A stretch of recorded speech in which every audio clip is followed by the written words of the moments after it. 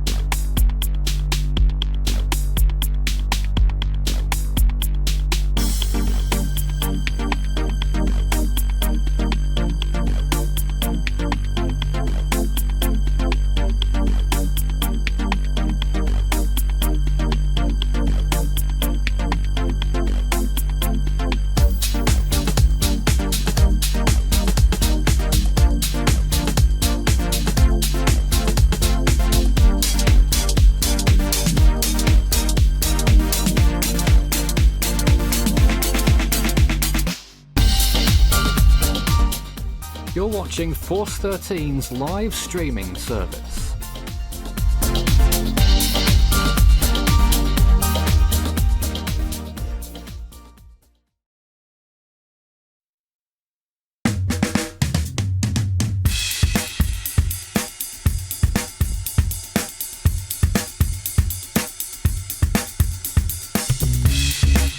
Hello, good evening, this is Force 13 Live, and it's nice for you to be with us again for another fantastic evening in which, for the third year in a row, we're counting down to the start of the official Atlantic Hurricane Season 2017 this time. We're here for 4 hours tonight until 1 AM UTC. We're starting early. We've got a lot of fun, I hope, coming up this evening, and plenty of storm discussion and predictions for what the year might hold, and hopefully we'll get to speak to a lot of our members as well. Let me fade them in now. Who's there? Someone's David. there. David's there, Hank's there, Lee's there, and Lee was there, and Dane is also with us in this first hour. Hello. Hi, Hello. Good evening. So, plenty of things going on. We've got Guess the Storm. I think that is later on. We've got the Super Cyclone Challenge.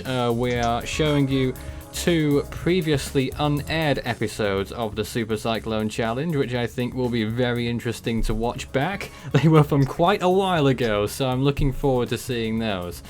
And of course we're going to be discussing everything about the Atlantic hurricane season, and of course we will give a mention or 3 to Tropical Depression 2E, which formed earlier today in the Eastern Pacific, and let's see if it gets to do more than what Adrian did. There are tropical storm watches in effect right now in Mexico, and we will end up talking about that at various points too. I don't know whether that's what you guys want to begin with or something, but I'll leave that open to you guys. David, Hank, Dane, who wants to start us off? I'll go ahead. Sure. I'll do that first of 3 mentions of Tropical Depression 2 right now. It's looking rather healthy. If I can pull up some screen share, that would be quite helpful. Skype would allow me to. Well, that's annoying. Yeah, it's if I can somehow describe the look of it on satellite to you without being able to actually show you images of it, because Skype is being never mind. There it goes. Somewhere. And I'm not seeing it. And now the imagery. Oh, here we go. We're finally getting it. Bit of a slow start the for us imagery this evening. Well, it's a slow start for me. You guys are fine. There we go. This is what it's looking like on satellite right now. It's yeah, the frames are a little bit messed up right now. It's looking, like a legitimate tropical depression, I guess. moving towards the north, towards the southern Mexican coast near Acapulco, I guess. What's most Maybe that's closer to frustrating is that the ASCAP pass recently missed. Yeah, I heard about that, and I, for some reason, don't have ASCAT access on my laptop. If I recall correctly, didn't Jason say that the ASCAP was going by it again at like 2306 UTC, wasn't it? No, that's the International Space Station that's passing over the storm later. Not the ASCAP satellite. So these are the current stats on 2E right now. Max sustained winds are at 35 miles an hour. Minimum central pressure is 1,006 millibars. It's moving towards the north at a slow pace, 2 miles an hour. The forecast track from the NHC looks like this, becoming a tropical storm sometime tomorrow and then making landfall sometime on Friday. Next name on the list is Beatrice, so it will get that name if it does attain 40-mile-an-hour winds, which is looking rather likely at this point. Then after landfall, it looks like it's kind of drift a little bit to the west and dissipate. This is something that's been against what some of the models are saying. Here, for example, the UFS ensemble mean showing pretty much all the ensembles moving into the Gulf of Mexico and actually moving, making it stronger in this area. But and the HWRF said something similar earlier today. Yeah, but the thing we have to keep in mind with this is that the ensemble means are not very good with crossing storms over land.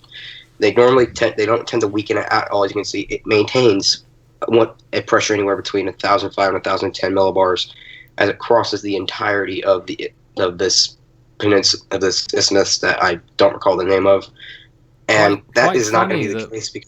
Quite funny that we have something like this, because not long ago, Hank, off air, you and several other members were looking at, was it Hurricane Adrian and what its forecast cones were from 2005, and it had something really silly, didn't it? Yeah, I can actually just try and see if I can pull that up right now, just to give you guys some sort of a perspective. Yep, here's the time for the NHC employees to blush. Take a look at what they predicted for Adrian in 2005. Yeah, they predicted this thing will move into the Atlantic as a depression at least. And yeah, maintain depression status throughout the Western Caribbean across Cuba. Now, obviously this didn't happen, and even if it didn't, it wouldn't put too much in a dent in the 2005 season, as only as a depression, not as bad as I remember it. I thought they were saying tropical storm, but there we go. Well, this is just a 3-day cone. The 5-day cone looks even worse. Oh. There we go. 1 second. There you go. Yeah, that's the 5-day cone. Yes. You're welcome. That, of course, did not happen. Yeah. And even if it did, it wouldn't have put too much of a dent in the season, because the season was absolutely insane that year. That's just that's just something that we brought up earlier. Well, could you imagine that would technically be a 29th storm? Oh, gosh. Well, depression. Well, yeah. It would be the 32nd depression. Oh, goodness. Think about it that way. What I'm curious about is, like, what is the NHC seeing that the models aren't? Because there's a disagreement between the two. Well, this is the overall model guidance. You know, they're in two camps right now. Some don't even make it towards Mexico, just keep it offshore. Others move it across Mexico and into the Gulf. So I think it's just taking the middle of the road. That's what they do a lot. Normally they do that with storms that have like two different camps. They did that with Joaquin. They went in between the routes taking out the sea and towards the East Coast. So they went through the middle of those, and that's what they tend to do. And then once one of the solutions becomes more likely, then it flips over to that solution. So that's their main tactic with that. Here's satellite imagery really quick. It's got some nice convection of the center. In fact, right there, in that last frame, looks to be getting a little bit better organized as it moves farther towards the north. Looks to be moving a little bit faster than 2 miles an hour in this picture, or in this loop, but that's besides the point. And this looks like it could be a pretty big flood maker for Mexico, especially with the track. I don't know why I closed out the tab. the NHC. But especially with a track like this, you have a storm move very slowly over this area for, 2 days, then you're going to get some pretty significant rainfall totals in that area. And that is assuming that it does take this track. It could easily track in the Gulf and try to at least become something there. It's very hard to say at this point. And even if it doesn't become something else there, there's a possibility that another separate system can move into the Gulf and develop a surface trough and might close off a circulation and become its own tropical entity. So that's also a possibility, but it's not very widely accepted by the models, and I don't blame them because it's quite far out. But it's just something of note, I guess. And that also steals moisture from this, or even possibly circulation if this storm actually does end up moving into the Gulf of Mexico. Just one note of perspective there, I guess. Very good. Oh, look, you're watching us. Yeah, I see some comparisons to... I saw really briefly a comparison to Hermine of 2010. I don't really know. Hermine 11E was over here, and it had less land to move over. So that's one thing that went for that storm, and it had a lot better atmospheric conditions because that storm was in September. This is in virtually June. So that's one thing. But also, this storm isn't as potent as 11E was, because 11E was a pretty large system, so it didn't weaken as easily when it moved over this isthmus right here. So that's one perspective. So, this could be a rare crossover. This could just be, your normal. It's kind of typical to see a track somewhat like this at this time of year. Just kind of come up, hit Mexico, and then just meander around this area. Not really all that common to see a crossover this early in the season, though. And what do you think about our numbers for the season? Force 13 went with our numbers not so long ago, 2 or 3 days ago. We came out with 15 named storms for the Atlantic, 8 hurricanes, 4 majors. For the East Pacific, again 15 named storms, 10 hurricanes and 5 majors. What are your thoughts? Okay, here we go. So, a video on my channel is actually going to be coming out pretty soon. In fact, it's probably in the processing stage right now. But if I can find really quickly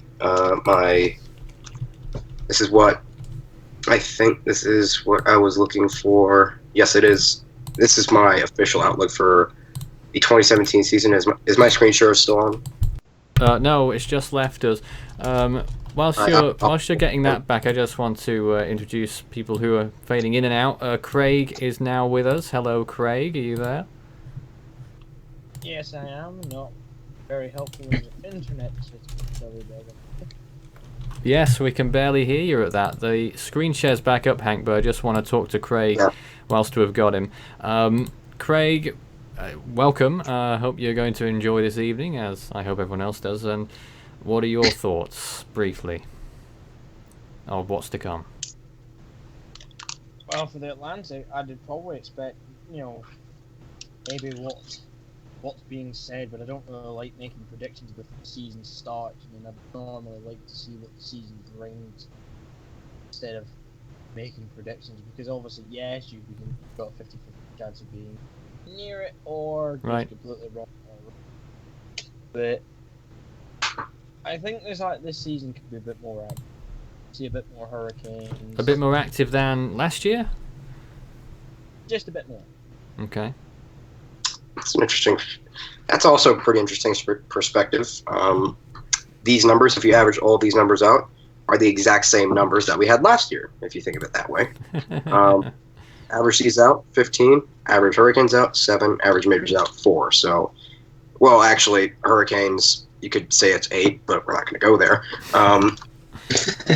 If we look at this graphic as a whole, I go into more detail in my video that's going to be coming out soon, hopefully. You see these tracks coming out of the main development region. This is a major concern of mine right here. This area right here, you have some healthy storms, some healthy Cape Verde hurricanes coming out from the deep tropics into the Caribbean, Gulf of Mexico, or even on the east coast of the United States. And that is one concern I have. They're less likely to take tracks like out to sea recurve immediately because the Bermuda high is going to be pretty dominant. You also notice this little blue patch down here in the Southern Caribbean. That's because the dynamical models are suggesting drier than normal conditions and higher than normal wind shear over that area. So that's why I kind of have that area below average. Area of Central America, this might be conservative because one of the analogs that I really hadn't thought about until at least last night when Nathan brought it up was 2010. Well, 2010, as in May, we were saying for the Force 13's numbers for the month, May was closest to 1996 for the analog, and now it's shifted in June to 2010. Not to say it'd be like the whole of 2010, but June 2017 is most likely to be like June 2010. And we had a Category 3 hurricane pretty much in June of 2010. We did. And Cesar wouldn't be very happy about that. We'll see if we can get him on later. Well, not with viewers. I know Alex was a Cat 2. I think it was a Cat 3. Fight me. Anyways. No, so do I. Just like we thought Otto was a Cat 3 when they didn't, and they changed it to agree with us. How convenient. Eric. Hey, Alex operationally was 100 miles an hour. Yeah. It was bad.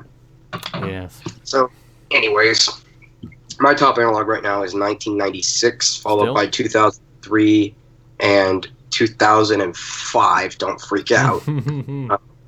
2003, that's a curious one. It's not necessarily because of the sea surface temperature. It's because of the pressure patterns over the Atlantic. They're they almost mirror this season, as a matter of fact. The environmental pressure over the Gulf and the MDR are pretty much, on par with 2003. Obviously, that was a pretty active year. If all the depressions were named that year, we would have gotten through every single name in the naming list, if you want to think of it that way. But that's one thing. 2005, I'm shifting further away from, thankfully. And yes, it's still going to be on my list. Don't freak out. I don't think we're going to get anywhere near 2005 this year. There's reasons why 2005 blew up, and this season probably won't do the same.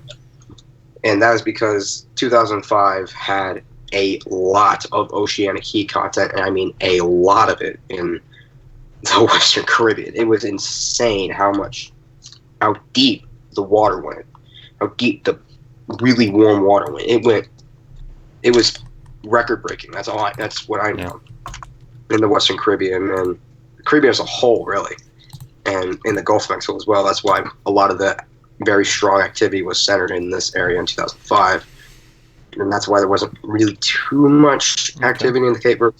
There's some a little bit higher than normal environmental pressure, but I'm getting off topic here. Yeah, thank you for that.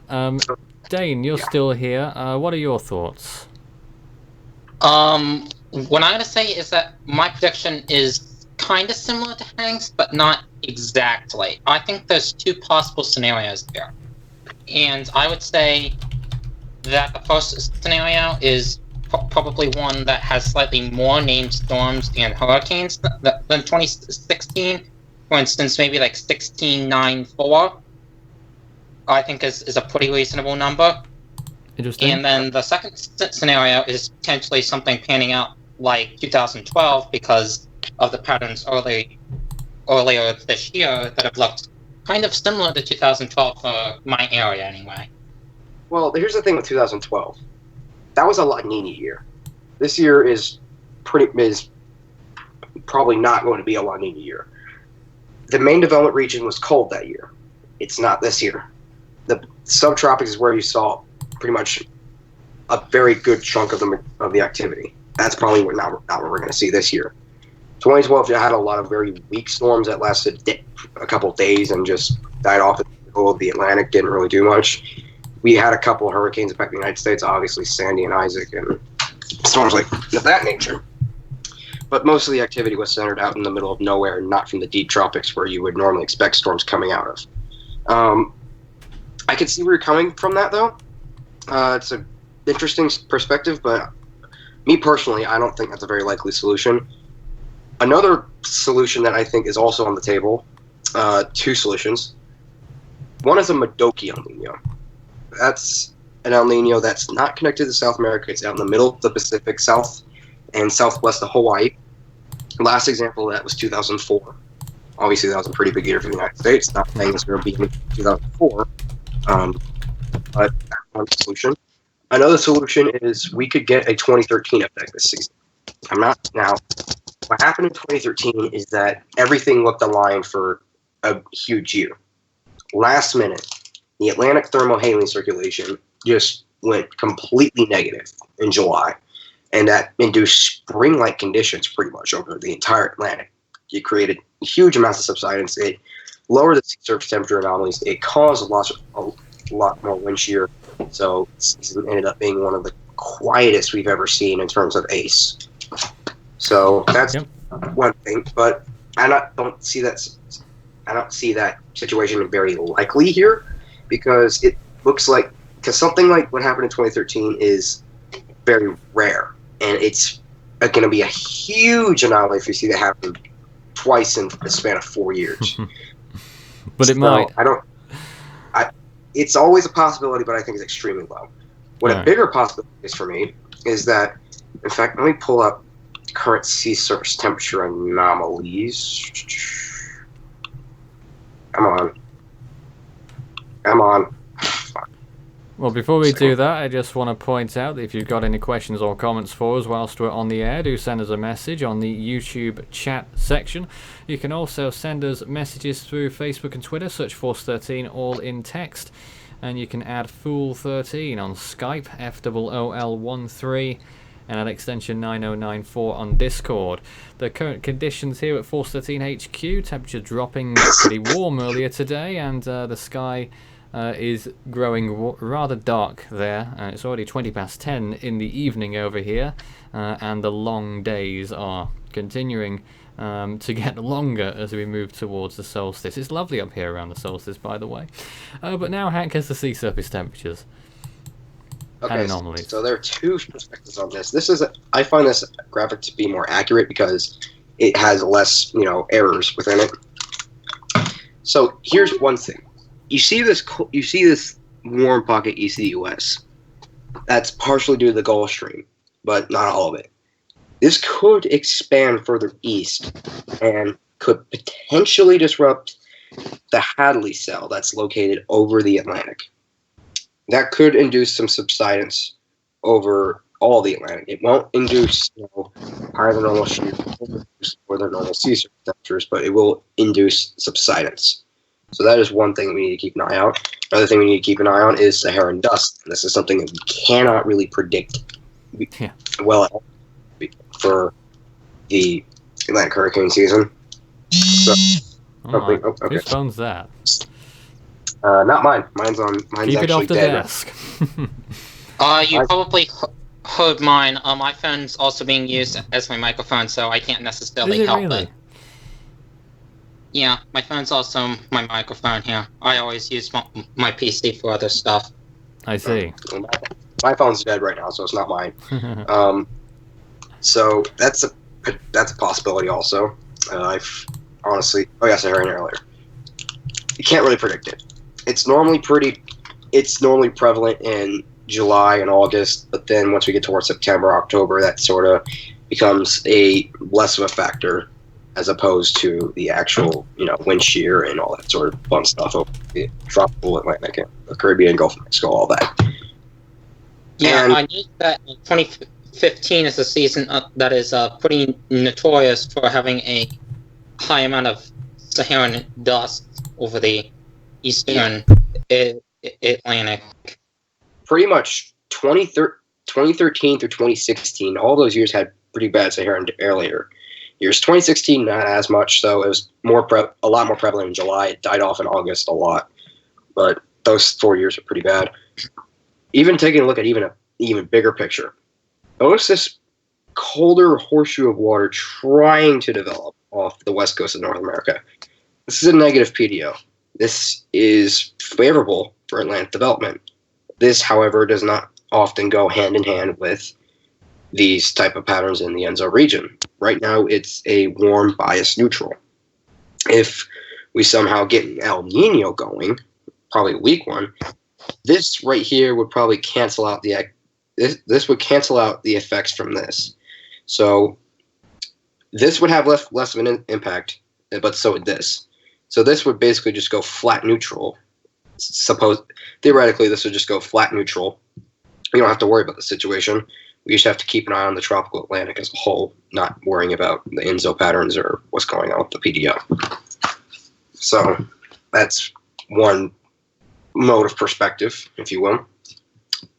And so basically, you're saying that if we end up with a weak El Nino, there's basically cancel out and the season will be average, but if we don't end up with a weak El Nino, that you would expect it to be like slightly above average? Is that what you're saying here? Well, it's not all about El Nino for impacting the hurricane season. There's a bunch of other factors in the actual tropical Atlantic.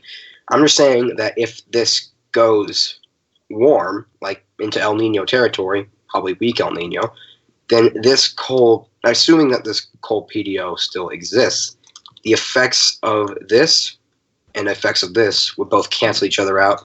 So this would go flat neutral. This would go flat neutral. We have to watch.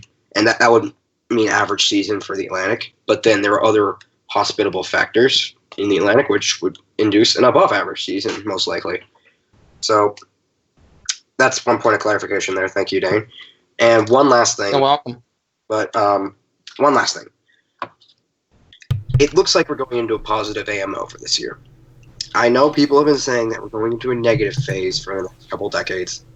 I don't think that's the case here, because if you take a look at the broad picture here in the Atlantic, you have warm water in the tropics, we have cold water in the subtropics, and then above average waters in the Arctic. Not warm, but warmer than average. This is a positive AMO pattern. This is favorable for Atlantic development. Last year, at first we had a flip of that, where we had cooler than average waters in the tropics, warmer than average in the subtropics, and then cooler than average also in the Arctic region. But then that kind of flipped into just basically flat neutral once we got to July and August. So that's one other factor that we need to keep an eye on, because if this is positive, it's favorable for NDR development. We can get these Cape Verde hurricanes coming up and into the Caribbean, Gulf, up the East Coast, wherever. Now, is there any chance that this upcoming Atlantic hurricane season will end up being quieter than normal again? Easily. This El Nino can actually get going, but it's going to have to pick up the pace if it's going to, because time is running out. It's like, here's a good comparison. Say you're on the football team, and you have 1 minute left to make the game-winning touchdown. This is going to be quite an analogy. Here we go. Yeah. And you have 1 minute to make the game-winning touchdown, and you're on the opposing side on the 20-yard line. You have to run the 80 yards, and then you have to get all the way over there, but you're going up against a NFL team, basically. What I'm saying here is that it's not likely. Okay. That's basically what I'm saying here, if you don't understand my analogy. Nuke wants us to talk about the Florida drought. Hank, do you know anything about the Florida drought? That's something that, well, it's just a luck of the draw, really. That's just bad luck. That normally So what happened earlier in the season was that we did get a more pronounced, like an El Nino was trying to form, especially off the coast of Peru. That's why they had those terrible floods back in March. And that furthermore induced drier conditions over this area of the world, hence drier conditions in Florida. However, these past few months, this has cooled off significantly, and the drier pattern has just not responded to that. Once we get towards July, though, if I can pull up the forecast models, they might not agree exactly with what I'm saying, but it's worth a shot. Once we get towards... You better hope they agree somewhat.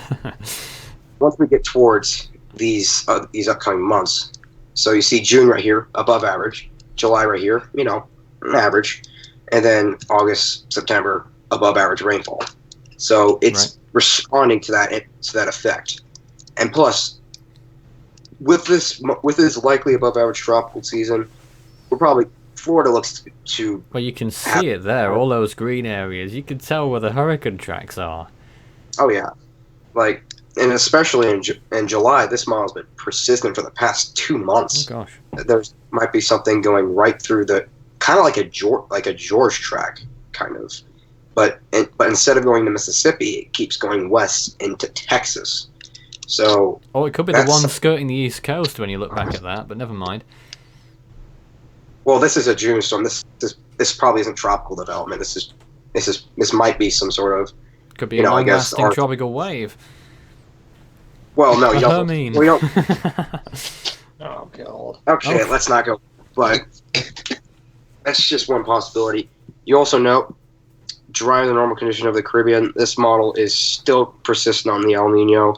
ECMWF has backed off on that. I side with the ECMWF on this because it's the more reliable model overall, and it's saying drier than normal conditions in the Southern Caribbean, but wetter than that in the North Caribbean. Pretty much average across the board. In fact, let me pull up ECMWF graphics right here. Yes. This might take a couple seconds, but bear with me. Okay, so this is the rainfall forecast for this is June, July, August. Pretty average across the board. This is July, August, September right here. If it'll load, there we go. And it's animated now. So again, pretty much flat neutral. August, September, October. Really? Okay. August, September, October. This is the period we really care about. Again, pretty much flat neutral. Drier than normal conditions, Southern Caribbean, as I mentioned earlier. It's a little wetter pocket in towards the Virgin Islands. That might be another area that gets pretty hit. In fact, both of these models agree on that the Virgin Islands are probably likely to get hit this in at least August at least. So that's another thing that we might need to keep an eye out on for the future. I know I've been talking for quite a while, so Dane, if you want to say anything, be my guest. Or Craig, or anyone else. Don't forget I'm here. Yes. I won't forget you, Craig. Don't worry. Well, that's one. Sorry, bud. Well, Craig, what do you think about some of these more than one model now suggesting that Tropical Depression 2E will make it into the Atlantic? No more, please. And what would you do if it did? Careful what you say now, this is on record. Aw, darn it.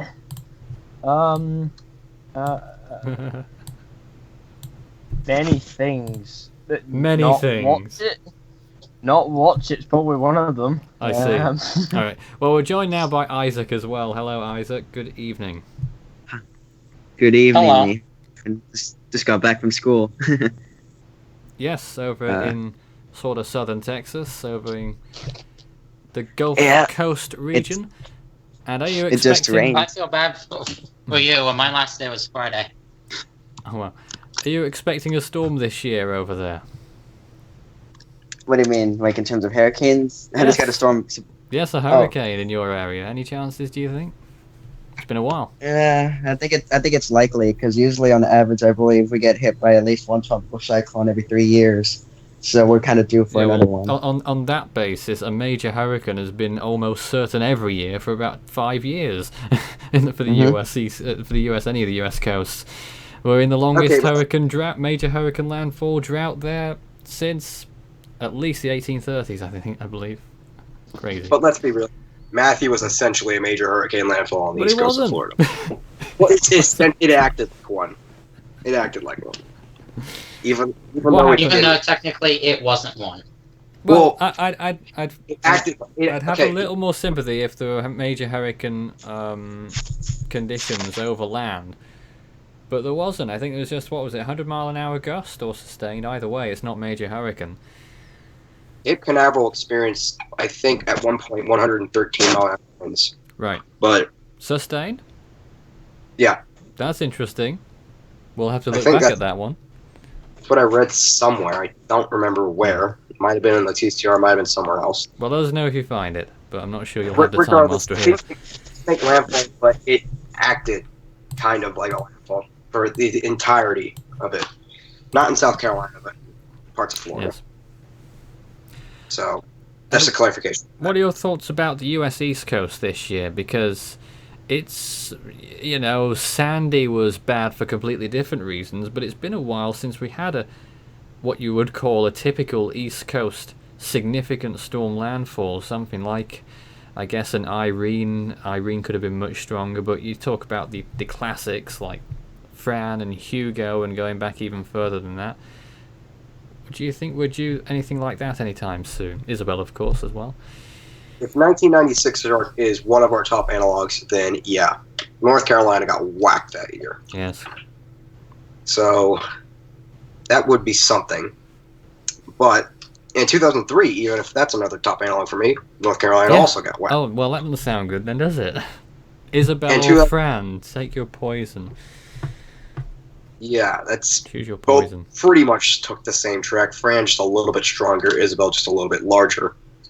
So it does, I guess, cancel each other out. They're both equally as bad, I guess. Just one way to say it. But yeah, I think we put down.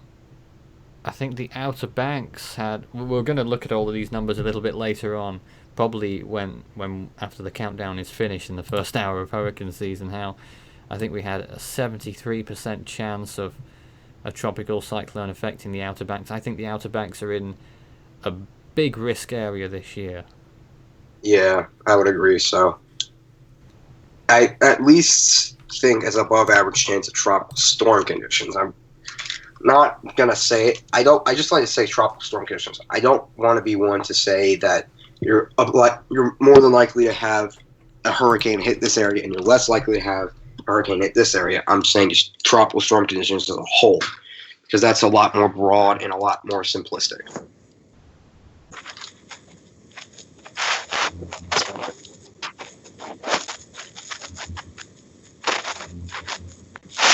Okay, and after that not at all awkward silence, let's move on.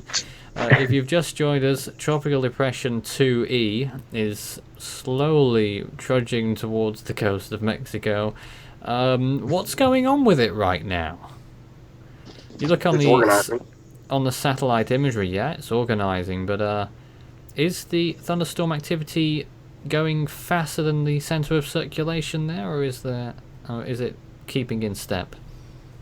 They look to be about on track. And what is it? So its movement would therefore be something like northeast, by the looks of things, or north. Looks to me like northeast. So we could be looking at maybe a little bit like a Barbara, I guess. Barbara was a lot farther east. Yes, that's the only one I can think of offhand. Probably the most example they could possibly think of. And when Barbara was around, we were talking about how that was probably the last storm that we were thinking, could it do something in the Atlantic? Yeah. Now somebody is forcing me to make a 2016 Atlantic hurricane season summary video. I can't. I got finals tomorrow. Sorry about that. But I have a report. If you want to read that, it's outdated. But if you want to read it, go. Little useless plug there. If anyone does have any requests for the team this evening, or any questions that are not related to storms at all, just for the fun of it, because we are here to have a little bit of fun this evening whilst we count down to the start of the Atlantic hurricane season, so throw whatever you want at us. We'll see how we do. We've also got... Yes, plenty of fun and games going on later. At 10 o'clock, we're going to be spending virtually the whole hour showing you some previously unaired and rather old episodes of the Super Cyclone Challenge, which you might find interesting. You're going to get to see John Courier, Craig's game, and Cesar's game as well. So that's going to be pretty interesting. Between 10 and 11. And then at 11 o'clock UTC, we're going to be playing Guess the Storm. Oh yes, everyone loves that part. We're playing Guess the Storm. And we've got the customary 5-minute countdown to the start of the Atlantic hurricane season with all the tense music, which I find rather interesting. And then we are straight into a tropical weather bulletin which it will be branded as, but basically it's just going to be us talking a lot more about the storms and predictions and Yes. graphics and stuff like that. Whatever. Countdown. Do we need the streamers? Sorry? Streamers? Countdown. Do we need the streamers and the party hats? Yeah, absolutely. Like we're counting down for New Year's? There's some balloons, everything. No, It's we like can't have that. It is New Year's Eve for storm trackers here. Nathan, we can't have that because the reason why we can't have nice things is because Arlene and Anna, and Alex, they're the reasons why we can't have nice things. Yes, it certainly is. Warming It sort of early. makes our whole broadcast a little bit redundant. I didn't want to mention that at all during the show, Craig. It would end up coming up regardless, so Well, someone had to say it. yeah, well, it's happened now. We could have just stalled for a little bit longer, not in the first hour. So you might as well. Yes, Damn it. Well, that's me getting chased. Well, damn it. indeed. Oh, nice. Is Isaac struggling to stay in our live event? I think he That's is. a shame. Oh dear. He's in and out. I'm just looking at some of the severe weather that's over in America. Oh yeah, do you want to talk to us a little bit about that? Sure. Not much going on really. Just some severe change, thunderstorm warnings and special marine warnings out. Mainly watching a storm that's in Charlotte, North Carolina right now. That's mainly going outflow dominant. I'll try and see if my favorite Skype option decides to work. Drum roll, please, everybody. Okay, guys, let's take a poll. Will Craig's screen share work or not? Too late, it has. Yes! Yes, it has, Craig. Well done. Yes. Congratulations. Now, as soon as I'm going to do this, as soon as I start moving the mouse, before I start We'll talk moving about what's it. on the screen right now. That looks pretty serious. Well, what you're looking at is right now is base velocity of the severe thunderstorm that is in North Carolina right now. Mainly the strong red that you're seeing there is mainly the outflow, the winds that are going away from the radar, and the green is the winds that are going to the radar. So basically, the red here is basically winds that are going away from the radar. As I've said, mainly that the storm could be going outflow dominant. I've just had a radar update. Thank you very much, GR level 3. And as the track here, you can see the storm is moving south, general southeasterly direction. Hail is basically, 0.50 inches, 0.5, just half an inch in size. So basically, that's not really big hail. So that would be what? About the size, random size would be what? I can't get a random size in my head. But it's not really big hail. The biggest hail I've normally seen on this was about 4 inches. 4-inch hail marker, but that's not really confirmed. That's only what radar's seeing. What the storm looks like on radar, it doesn't really look like that. It's because it's too close to the radar site. That's one downside That's interesting. to having storms. That's one downside to having storms that are literally right on top of radar sites. The blurred storms that you can see here, the ones with tracks on them anyway, and hail markers, are the ones that are further away. But the ones when I zoom out, if this picture does, are basically, you can work out where the radar perimeter is. So basically, the radar perimeter would be anywhere, I think, base velocity. And what's that activity over there near the Outer Banks? Have we lost Craig? There'll be some people out there saying it's a hurricane. Craig has frozen on the spot there, I'm afraid, and he's just... looks like he's taken a while to choose his option, but I think we've actually lost the link with Craig.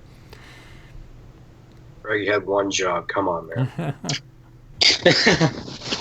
Oh well. We got plenty of things to talk about, I believe. Yeah, it's not the first time this has happened with Craig, so let's just forget that happened. If anyone would Yeah, like I've got the to... National Weather Service up, and it looks like the most severe weather currently is like in northern New Hampshire, is where it appears. Okay. If anyone would like to send in some donations to poor young Craig, sounded a bit like David there, and his equipment so that we can improve them for him, please do. It would be so nice. Now, as you were, I just had to say that. What were you saying? I didn't even pay any attention to that. I said that most of the severe weather is currently concentrated in northern New Hampshire. Are we expecting any more later today?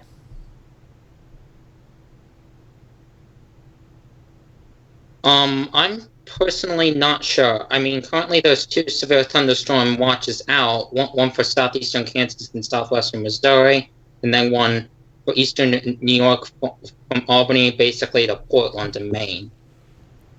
All right. And as you can see on the top right of the image there, it's now gotten completely dark here at Force 13 HQ, so don't go outside. And that's why I'm still here inside. Sorry? I didn't know that was a webcam. I was looking at it for the longest time. I thought it was just a blank black image. No, that is our live webcam, yes. Oh, nice. It was lighter when we started the show. Isaac, welcome back. Are we going to be able to have you for more than half a minute here before it goes off again? Well, Skype's glitching out on me and turning on and off my screen, so I don't know. Yes. Have you got anything to add at this point? Other than, I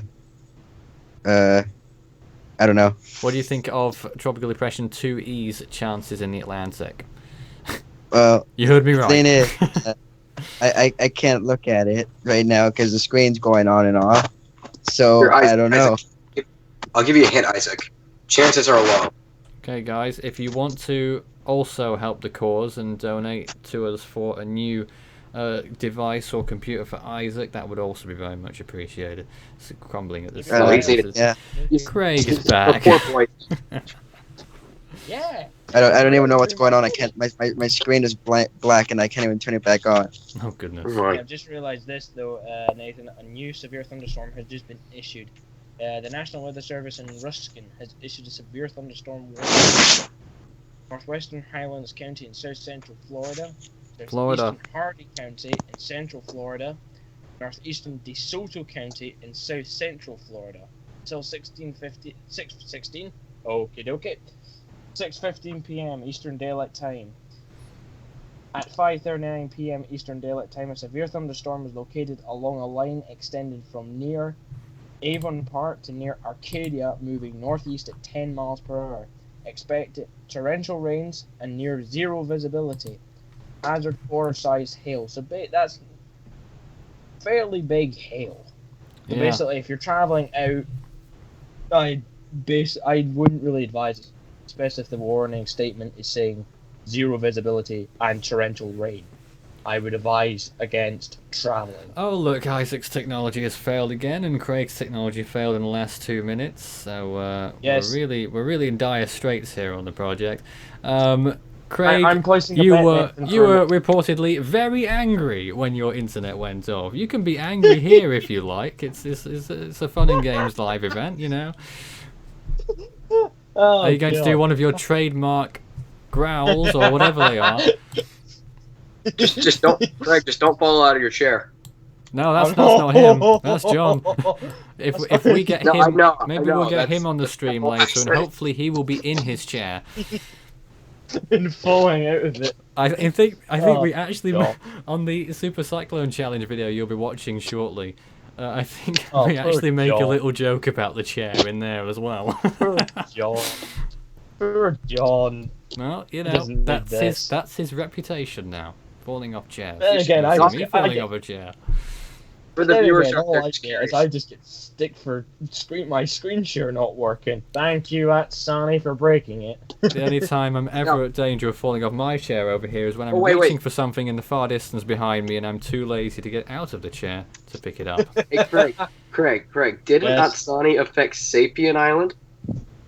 Oh! No, You know- I am not answering that. You know, I think we might even show one of the blooper reels on this. Oh, I am boy. not even going to bother respect. If only they were not as long as they were. If they were shorter, you know, we might be able to show them on air, but they go on for so long. I do not take kindly to that. Yes. But then again, it could be alcoholic anomalous. Oh gosh. I am Okay, so for any of the sorry. viewers out here who are confused as to what we're talking about right now, No, I think John is- everyone knows what our bloopers are. And guys, no, but people watching. for anyone just curious. Go on. John is that guy. I'll just put it that way. He's that guy. All our viewers, if you've got a favourite blooper that you want us to play out, do let us know, We'll do it. and we'll play Oh, out that one dear. blooper for you. Okay? That's a promise. If any of So- them involve me, this is just going to be torture. Oh, sure. We'll get all the Craig we bloopers could out. be here for at least a day. No! In fact, every moment that No. Craig's on our stream, this is a live rolling coverage of Craig being the blooper. Oh, come on. Yeah, Let me just get my popcorn here and just watch the show. sure, why not? Oh, Leighton Yeah. has mentioned in the He's not chat mentioned what I section. think. He has mentioned the Tango incident. And that's never gonna stop. The Tango move incident. on. No. I'm not familiar with the Tango incident. Can somebody tell that story? Oh boy, here we go. Well, basically what it is Here's the example of how quick a live event goes down the drain. It should Everything be was used as a destroyed, training man. exercise video. someone link it Show to in him, the, please. show it in the school of broadcasting. Everything How not, not to to do. run a live how event. not to do a live broadcast in 6 minutes or less. And just how quick it can go wrong. And boy, did it. People are Yes. going on about everything. People are mentioning David's floppy disk, Devon's computer rage, Oh, don't Cesar go to the doing computer. 2,000 miles per hour over Patricia. Everything. People do remember these things. Me saying 2005 was on crack and all that fun stuff. Oh, yes, you did that, yes. Oh, I still find that And one one or funny. two from me as well. I still find that one funny. Oh, the floppy disk incident. The floppy yeah, disk. The people bringing It wasn't that an up, incident, it was just a conversation. I was trying to get David to give us an accurate description about his floppy disk and how he uses it in day-to-day life. No. Here's a. I think I found a good one for Nathan. Just Typhoon Haima as a whole. Yep. Now, half of that was, I gotta say, I was putting it on for the bloopers. But, it was quite Okay, fun. yeah, sure quite you were. fun. Okay. Well, there haven't been any more, so... Oh. I'm Maybe not there'll be sure. some funny bloopers tonight from people. Who knows? Maybe. I'm not sure how much of a blooper reel we're going to get in 2017, to be honest, because everyone's been too boring so far. But so have the Storms, haven't they? So, what can you do? But on your screen right now, for those who were watching this stream for anything serious, though there won't be much of it tonight, unfortunately for you, Tropical Depression 2E could be named very soon, and is slowly moving towards Mexico. There is a tropical storm watch, and looking at that right now, guys, maybe there is cause for warnings. Well, that's if a tropical storm. And actually, I I'm think- surprised they didn't do that, considering what they did last year. Why they haven't Let's issued warnings yet, if they think it will be a tropical storm there, and they do, in less than 48 They said hours. that they will put out a warning tonight. They will. So, yeah, that's what they said. Okay. They said it could be required for portions of the coast of Mexico tonight, which, when they say that, that basically means that they're going to do it. At some Also, something pretty interesting. The first, advisor they did on the system, they said it would peak as a 60-mile-an-hour storm, and only predicting a 45-mile-an-hour peak. Because, yeah. for one, landfall, Yeah. and two, they probably just overestimated quite a bit. Because last I checked, the models weren't saying much. I don't think they really are anymore. People still going on about bloopers in the comments section. They want the Bohohola cyclone from Devon. They That's want. just- what was the other That's- one? It's Devin in a nutshell for you. That's all I'm going to say. Oh yeah, Devon's been responsible for a few bloopers. Well, In the meantime, guys, any almost closing comments for this particular hour about the current tropical setup, what we're predicting, and anything about 2E or anything else in the tropics right now? I'm actually going to kind of ask Well- a question for a friend here. One of my classmates is going to the Dominican Republic in June. So what would you say that the chances of them being impacted in the month of June are? I'd say they're pretty low. You don't get activity in that area around June. June activity is pretty much strictly in the Gulf and the far Western Caribbean. So chances of you could get a tropical wave, but getting an actual tropical storm, the chances of that are very low. So. And what are the conditions like right now, just in case people were curious about what the Atlantic's shaping up to be at the moment? Oh dear. As we enter the last hours of May 31st. I just dropped my phone. Oh. Wind shear, well, in terms of wind shear, you can't really look at it. Yeah, wind shear's Our not... wind shear source has not been... So basically, we don't have any wind shear guidance this year. No, we don't. We're Pretty much. Well, actually, there is a graphic that I think might be somewhat helpful, but Right. I haven't used it enough to actually know if it's legitimate or not.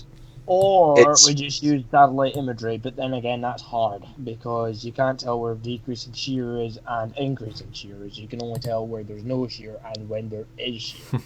Yes, indeed. Sadly, Sims has not had a great record with previous tropical cyclones, and I am not going to rattle through the naming list. Yeah, I'll put it this way for what happened with Sims earlier. When Adrian died, they said They said it was 5 knots of wind shear over the storm. Yeah. That was not the case. And there clearly wasn't. 5 But then, Because 24 hours later, they said there was 30 knots of wind shear over the storm, and that clearly was the case. So there might. What my theory is that there might be a 24-hour-ish delay with that graphic, and I don't know why. Did you just They say haven't an done it. esh delay? No, a 24-hour-ish delay, not esh. I'm not almost. Oh, Not many people will get that one, but never mind. Yeah.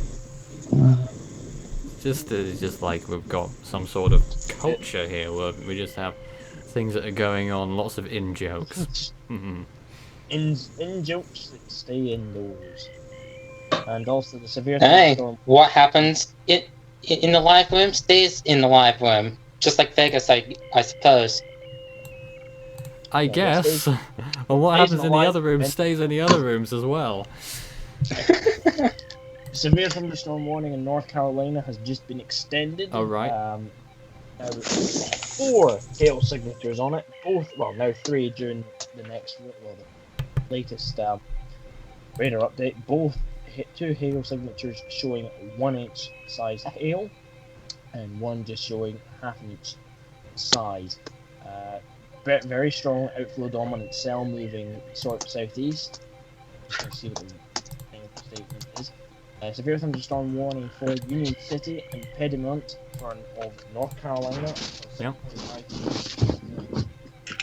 At 5:42 p.m. Eastern Daylight Time, severe thunderstorms were located along a line extending from 11 miles south of downtown Concord to 8 miles southeast of uptown Charlotte. Moving southeast at 15 miles per hour, hazard 60-mile-an-hour wind gusts. Okay. Impact damage to trees and power lines. Locations impacted include Monroe, Indian Trail, Weddington, Stallings, Unionville, Wesley, Chapel, Wingate, Marshville, Lake Park, and Hamby Bridge. Thank you for that. We've got to finish up now, Craig, I'm afraid, for this hour. And you guys will probably be sitting in the green room or something for the next hour, because we're going to be showing you 2 previously unaired episodes of the Super Cyclone Challenge back to back, coming up in the next hour between 10 and 11 UTC. Hope you enjoy it. It's quite fun, and we feature John, Craig, and Cesar. Hope you enjoy what's about to come. Back soon. Bye.